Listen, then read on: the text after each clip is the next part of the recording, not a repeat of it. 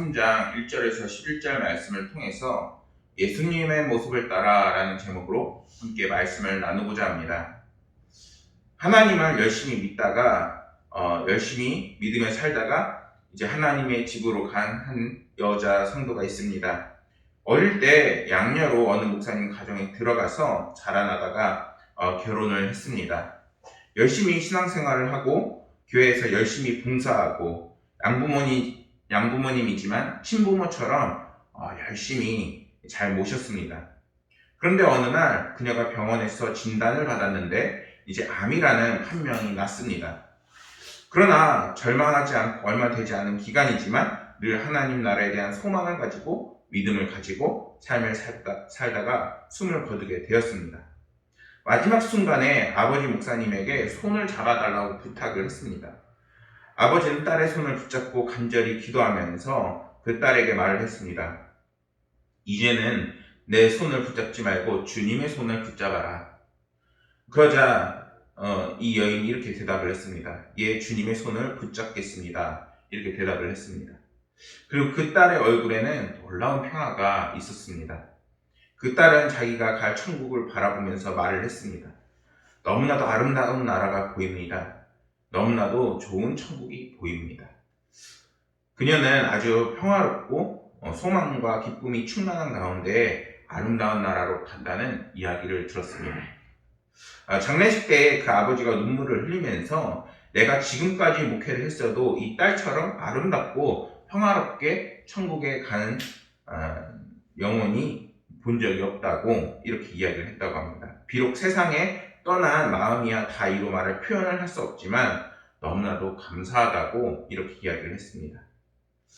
제가 이 이야기를 들려드린 이유는 우리가 이 땅에서도 하나님께서 주시는 그 마음과 그리고 은혜가 충만히 있을 때에 저희 가운데 평안이 찾아오고 하나님의 은혜가 우리의 삶을 통치하고 은혜를 끼칠 수 있다는 것입니다. 오늘날 우리가 살아가고 있는 이 시대는 어떠한 시대인가요? 너무나도 척박하고 메마르고 제가 기도할 때도 꼭 성도들의 그런 가정이나 가게나 또 경제적인 어려움에 대해서 계속 기도하게 돼요. 그런데 사실 성경은 그것들도 중요하지만 그것보다는 우리가 정말 예수 그리스도를 만나고 그분의 인도하심을 통해서 우리 가운데 구원이 들어오고 그 구원이 우리의 삶을 이끄는 천국을 소망으로 삼는 삶, 또한 그것이 분명히 우리 가운데 이 모든 어려움을 이길 수 있는 원동력이 된다는 것을 그 성경은 계속해서 증언을 하고 있습니다. 오늘 말씀에서 너희가 그리스도와 함께 살리심을 받았다고 분명하게 성경은 말씀합니다. 이거는 예수님을 믿고 구원에 참여하는 그 길에 있다면 이제는 이전의 삶을 돌아보지 말고 이제는 이 땅의 것을 보지 말고 이제는 하나님께서 계신 그 하늘을 바라보면서 살라는 것입니다.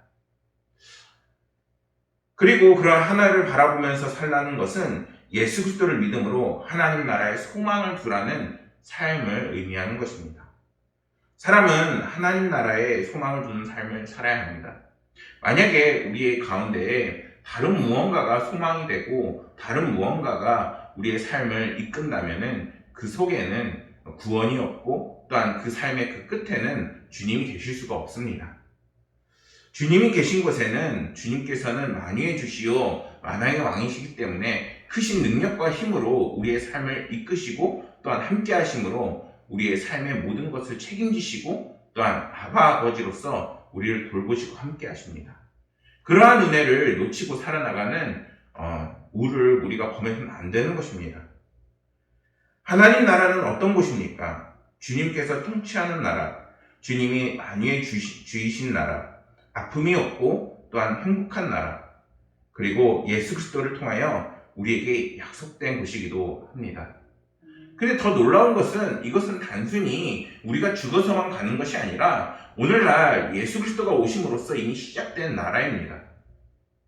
우리가 예수님 오기 이전에는 제사를 통해서 하나님께 경배 올려드리고 또한 그것을 통해서 죄 씻음을 받고 또한 아버지 하나님의 거룩한 백성으로 살아갔지만 이제는 예수 그리스도가 우리를 대신해 십자가에 달려 돌아가심으로 인해 이제는 우리가 예수님을 통해서 성령으로 구원을 받고 또한 그것으로 이끄심을 받는 삶을 통해서 이제는 우리가 각자의 자리에서 비록 힘들고 어렵고 고난이 있지만 예수 그리스도를 통해서 하나님 나라를 바라볼 수 있는 소망과 통치가 있는 하나님의 나라가 임재하는 하나님의 백성이 되는 이제는 그러한 삶을 우리가 살 수 있음을 잊어서는 안 되겠습니다.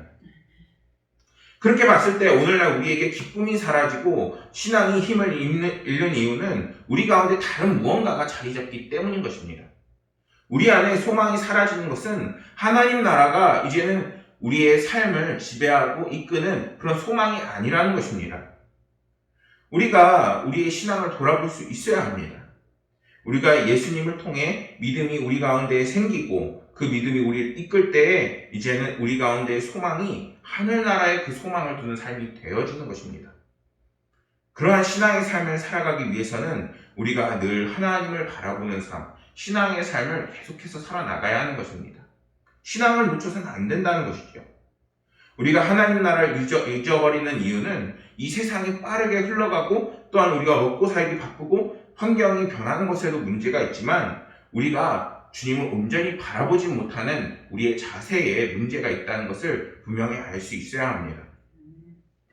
사도 바울은 5가지 죄악을 오늘 본문의 말씀에서 언급했는데 그 중에서 탐심은 우상숭배이라고 말씀하고 있습니다. 또한 탐심은 더 큰 탐심을 불러일으키고 주님께서 주시는 그 선한 그 마음을 우리가 잃어버리게끔 하는 역할을 합니다. 자신의 욕심과 욕구와 이기적인 마음을 이제는 삶의 목적이라 바꾸어 놓는 굉장히 큰 우를 범하게끔 하는 그러한 마음입니다. 예를 들어 성경 속에서도 잘 나옵니다. 창세기에 보면은 아담과 하와의 이야기에서 봤을 때 그들은 하나님께서 자신들에게 주신 것들을 만족하지 못하게 하는 그런 탐심에 이끌리게 됩니다. 물론 뱀이 강교한 얘기를 하지만 그곳에서 정말 그들이 하나님을 바라보고 하나님을 생각했다면 그 탐심을 이겨낼 수 있었을 것입니다. 하지만 그들은 결국에는 뱀의 유혹과 자신들의 탐심이 커짐으로 인해서 이제는 하나님을 배반하게 되어지고 결국에는 그들의 죄로 인해서 오늘날 우리들 가운데에서도 태어날 때부터 갖고 태어나는 원죄라는 것이 있게 되는 것입니다. 어떤 사람에게는 돈이, 어떤 사람에게는 권력이나 명예가 우상 숭배가 되어질 수 있습니다. 이 우상은 결국에 커지게 되면은 하나님의 영광을 가리고 하나님의 은혜를 받지 못하게끔 합니다. 하나님이 보이지 않게끔 하는 것이죠. 사도 바울은 이러한 이유에서 이제는 자신을 죽이고 땅에 있는 것을 바라보지 말고 이제는 하나님의 것을 찾는 삶이 되라고 분명하게 말씀하고 있는 것입니다. 그러나 이것은 사람의 힘만으로는 정말 불가능합니다. 가령 우리가 저만 해도 그래요. 막 말씀을 읽어야지 하면은 오히려 더 못 읽어요. 정말 내 가운데 하나님의 은혜가 들어오고 은혜가 충만해졌을 때 말씀이 덜 익혀지게 되고 또한 하나님의 말씀을 따라서 살게 되어지는 것 아니겠습니까? 성령의 도우심이 있어야 우리 가운데 신앙이 더욱더 강해지게 되고 그 신앙이 우리의 삶에 힘과 능력이 되는 놀라운 은혜가 펼쳐지게 되는 것입니다. 그리고 이례적인 성령 충만으로는 불가능하기 때문에 우리는 늘 성령 충만한 삶을 살 수 있도록 신앙의 삶 그리고 하나님과 함께하는 은혜의 삶을 살려고 애써야 하는 것입니다. 오늘 말씀에서 성경은 그러므로 땅에 있는 지체들을 죽이라 라고 분명하게 말씀하고 있습니다. 왜 그렇겠습니까? 당연히 우리의 마음은 하나님을 바라보기보다는 세상의 것들을 사랑하고 또한 하나님보다는 이제는 내 생각, 내 계획 그리고 나의 이기적인 삶이 이제는 주를 이루려고 하는 경향이 있기 때문입니다. 성경은 앞에서 언급한 바와 같이 그리스도와 함께 살기 원하는 그리스도인들의 삶에는 가장 먼저 해야 할 일로 우리 안에 있는 것들을 분명하게 절제하고 죽이라고 분명하게 말씀하고 있습니다. 하나님 우편에 앉아 계신 주님을 바라보며 이제는 우리가 천국의 소망을 둘 때에 이 모든 것들을 이제는 우리의 힘이 아닌 하나님이 주신 능력과 은혜로 이제는 감당할 수 있게 되는 것입니다. 때문에 그것들을 먼저 주기라는 것은 이제는 하나님의 은혜를 받는 삶을 살라는 것입니다. 그리고 이것은 단지 추상적인 명령이 아니라 사도 바울의 구체적인 체험에서 우러나온 이야기입니다. 로마서 7장의 말씀을 보면은 그는 자신에게 두 개의 법이 치열하게 싸움을 이루고 있다고 이야기합니다. 즉 은혜를 통해 거듭나는 그 속사람은 이제는 하늘을 향해 나아가고자 하는데, 또 반대로 아직 우리 가운데에는 육체가 있고 또한 욕심이 있고 세상을 살다 보니까 이제는 오히려 하나님의 것을 바라보지 못할 때도 있다는 것입니다. 그 두 가지가 계속 치열하게 싸우는 거예요. 우리의 남아있는 온갖 정욕과 탐심과 검은 실체들은 조금만 가만히 냅두면 팝콘처럼 불어나게 되는 것입니다. 또 그렇기 때문에 하나님의 은혜가 우리 가운데 들어올 수 있도록 과연 오늘의 말씀은 무엇인가? 또한 오늘 하나님께서 우리에게 주신 은혜는 무엇인가? 또한 하나님께서 우리를 정말 사랑하시는가? 그것을 탐구하고 찾아보고 또한 예수 그리스도를 이해해 나가는, 배워나가는 저희들의 삶이 되어야 되는 것입니다. 그래서 주님께서도 당신을 따르겠다고 하는 그 부자 청년을 향해 먼저 가진 것을 다 팔아 가난한 자에게 주라고 말씀하고 계신 것입니다. 성경은 새 사람을 입는 것에 대해서 하나님의 형상을 쫓아 지식에까지 이르는 것이라고 분명하게 말씀합니다. 그런데 창세기에 보면은 하나님께서 만물을 지으실 때, 또한 동물과 식물과 생물을 지으실 때 그 종류대로 지으셨다고 여러 번 반복해서 말씀합니다. 이것은 우리의 삶에 다양한 것들이 있고, 그리고 각자의 삶이 다 다르고, 또한 우리의 삶이 이제는 다양한 환경들로 가득 차 있다는 것입니다. 인간은 이 우주 가운데 유일하게 하나님의 형상을 따라 지음받은 특별한 존재임을 잊어서는 안 됩니다. 그런데 이처럼 귀한 하나님의 형상인 인간이 이제는 아담의 그 범죄로 인해서 이제는 하나님과의 관계가 파괴되어지고, 이제는 새 창조인 구원의 역사에 이제는 예수 그리스도의 형상을 닮아나가지 않으면 안 되는 그러한 숙제가 주어지게 된 것입니다. 그렇기 때문에 오늘날 우리 가운데 환란이 사라지고 또한 이제는 기쁨이 찾아오고 행복이 충만하게 임하기 위해서는 무엇이 필요한 걸까요? 우리의 모습은 다 다르고 각자의 모양은 다 다르지고 환경도 다 다르지만 이제는 예수님을 바라보고 예수님을 통해서 이제는 하나님의 은혜가 찾아오고 들어오는 인생이 되어야 한다는 것입니다. 그렇기 때문에 우리는 더욱더 예수님을 본받아 그분의 모습을 닮아나가는 삶을 살아나가야 하는 것입니다. 그것을 위해서 계속해서 신앙에 대해서 성경은 강조하고 있는 것입니다. 책 중에 예수를 위한 바보라는 책이 있습니다.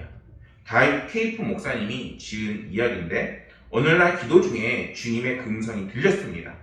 사람의 발을 닦아주어라, 이렇게 이야기를 한 것입니다. 이 음성을 듣고 그 사람들의 발을 닦아주기 위해서 무작정 기도를 하기 시작했습니다. 하나님, 저는 돈이 없습니다. 하나님의 세숫대야를 메고 걸으며 사람들의 발을 닦아주려면 세숫대야를 주셔야지, 아니면 내가 하나님의 역사가 아닙니다. 이렇게 기도를 한 것입니다. 이렇게 기도했는데 우연치 않게도 이 세숫대야가 선물로 주어진 것입니다. 하나님의 뜻이구나. 내가 나가서 사람들의 발을 닦아줘야 되겠구나, 이렇게 생각에 확신을 든 것입니다. 그는 아프리카 남쪽 케이프타운이라는 곳에서 출발했는데 3,000km 걷기를 작정하고 걷기를 시작했습니다. 세숫대야, 십자가, 그리고 접이의자를 등에 짊어지고 이제 걷기 시작합니다. 무게로는 20kg 정도였습니다. 거의 군장이지요. 그리고 하나님께 기도하면서 막 출발을 한 겁니다. 발을 닦아줄 마음이 없는데 성령님께서 저기에 가서 발을 닦아주라는 그 음성을 듣게 됩니다. 길거리에 접이의자를 놓고 4명의 한 명 한 명을 이제 발을 닦아주면서 예수님을 전했습니다. 4명의 발을 닦아주고 났을 때 큰 역사가 일어나는 것을 경험하게 됩니다. 그중 한 명이 이렇게 고백을 하는 겁니다. 나는 너희를 따라가지 않는다. 저분을 따라가고 싶다. 그러더니 이 목사님을 따라가게 되는 것입니다. 첫날에는 모두 16명의 발을 닦아주었는데 13명을 주님께로 인도한 놀라운 역사가 있었습니다. 주님이 그날 밤에 나타나셔서 이 목사님에게 이렇게 이야기했습니다. 나는 내가 몇 명의 발을 닦아주었는지 세어보지 않았으면 좋겠다. 보여주는 대로 맡기고 행했으면 좋겠다. 이렇게 음성을 주셨다고 합니다. 목사님은 그렇게 해서 1년 4개월을 걸으면서 세숫대야로 수만 명의 발을 닦아주면서 예수님을 증거했다고 합니다. 몇 달이 지났습니다. 아프리카 신문들이 그를 계속 보도하기 시작을 했습니다. 1년 4개월이 지나자 마지막에 목적지에 왔을 때 아프리카 대통령이 나와서 발을 내밀었습니다. 저는 이 이야기를 들으면서 정말 우리가 하나님의 그 음성을 따라 사는 삶을 살 때 정말 이건 아닌 것 같은데 라는 생각이 들지만 주님께서 우리의 삶을 이끄실 때 그분은 역전의 하나님이요 정말 지금에 있는 우리의 이해되지 않는 이 어려움과 고통의 상황을 각자의 삶을 분명하게 만지시는 분이심을 분명하게 믿습니다. 성경은 그 닮아나감의 그 길에서 정말 새로운 지식에까지 이르라고 분명하게 말씀합니다. 사실 우리가 주님을 알면 얼마나 알겠어요. 성경으로 보고 배우고 글로 배우고 그리고 먼저 성경을 따라 산 선진들의 모습에서 정말 예수님은 이런 분인가 보다 이렇게 유추를 하죠. 근데 이제는 예수 그리스도를 통하여 성령님이 우리 가운데 오시면은 이제는 지식에까지 이제는 단순한 지식이 아니라 이 지식은 정말 우리의 내면의 깊은 곳까지 주님을 이해하는 그 중심이 되어지는 그러한 지식을 의미하는 것입니다. 이제는 내가 단순히 교회를 출석하는 교인이었다면은 이제는 예배를 드리고 찬양을 하며 하나님께 영광 올려드리는 그리스도인이 되어지는 것이고 그리고 이제는 내가 신실하게 주님을 믿고 있었다면은 하나님의 그 경륜과 그리고 하나님의 그 실천을 더욱더 애쓰는 그리스도인이 되어지는 것입니다. 왜 그럴까요? 그거는 하나님께서 더욱더 우리 가운데 들어오시고 그분을 이해할 수 있는 그 신앙이 우리 가운데 자리 잡을 때에 가능하게 되는 것입니다. 사랑하는 성도 여러분, 우리는 철저하게 주님을 따르는 거룩한 삶이 돼야 됩니다. 그 주님을 닮아 나가고 주님이 이끄시는 그 삶이 될 때에 저희들 삶 가운데 이제는 더욱더 강력한 신앙 그리고 그 강력한 신앙은 하늘을 바라보게끔 하는 놀라운 힘을 펼쳐지게 되는 것입니다. 오늘 말씀에서 그리스도인이 된다는 것은 겉모양만 변하는 것이 아니라 마음의 동기와 가치관 그리고 그 중심의 밑바닥까지 온전히 주님을 닮아나가라고 말씀하고 있는 것입니다. 오늘날 우리가 이제는 닮아나가는 예수 그리스도를 이제는 더욱더 알아나가는 것을 멈춰서는 안 되겠습니다. 우리의 내면의 뿌리까지 계속해서 주님을 닮아나가기 위해서는 아직도 우리의 갈 길은 한참 멀었습니다. 지금 여기에서 멈춰버린다면 하나님께서 주시는 크신 은혜를 맛보기는 불가능한 것입니다. 그런데 하나님은 우리에게 크신 은혜를 이미 예비해 놓고 계시고 우리가 그 은혜를 베푸시기 위해서 우리에게 이렇게 말씀합니다. 마태복음 5장 48절에 이렇게 말씀합니다. 그러므로 하늘에 계신 너희 아버지의 온전하심과 같이 너희도 온전하라. 하나님께서 우리 보고 온전하라고 합니다. 그 온전함은 무엇일까요? 이제는 주님을 닮아 나가는 삶, 그리고 주님과 함께 나아가는 삶, 성령님이 여러분들의 삶을 지키시고 돌보실 것이라는 그런 믿음 가운데 이끄는 삶인 것입니다. 사랑하는 고강은혜 감리교회 모든 성도님들이 이제는 그 신앙을 놓치지 않는 삶, 더욱더 예수님의 모습을 따라가는 삶, 그리고 예수님의 그 증거자들이 되어서 하나님이 주시는 하늘나라의 그 소망이 늘 가득가득 넘치기를 소망합니다. 그때에 하나님께서 더 큰 은혜를 누릴 수 있도록 힘을 주실 것이며 능력을 주실 것이며 그리고 예수 그리스도의 통치가 여러분들을 통해서 전파되어지게 될 것입니다. 그 뜻이 이제는 여러분들의 삶을 통해서 이루어지고 늘 성령 충만한 모든 순간이 되시기를 간절히 소망하겠습니다. 기도하겠습니다. 아버지 하나님, 오늘은 정말 주님의 그 모습을 따라 살아야 함을 함께 나누었습니다. 생각해보면은 우리의 욕심을 따라 또한 우리의 생각을 따라 그리고 이기적인 나의 마음을 따라 살 때가 너무나도 많았음을 고백합니다. 아버지 하나님, 그 모든 연약했던 부분들을 또한 우리의 탐심을 용서하여 주옵시고 아버지 하나님께서 도와주시고 이끌어주시사 저희들의 삶이 더욱더 신앙의 삶, 예수 그리스도를 닮아나가는 삶, 주님을 더욱더 이해하고 주님께 초점을 맞추는 저희들의 삶이 되게 하여 주옵소서. 아버지 하나님께서 저희들의 삶을 더욱더 예수님 닮아나가고 하나님께서 기뻐하시는 삶으로 이끄실 것을 믿으며 모든 말씀 우리 구주 예수 그리스도 이름으로 기도드렸습니다. 아멘.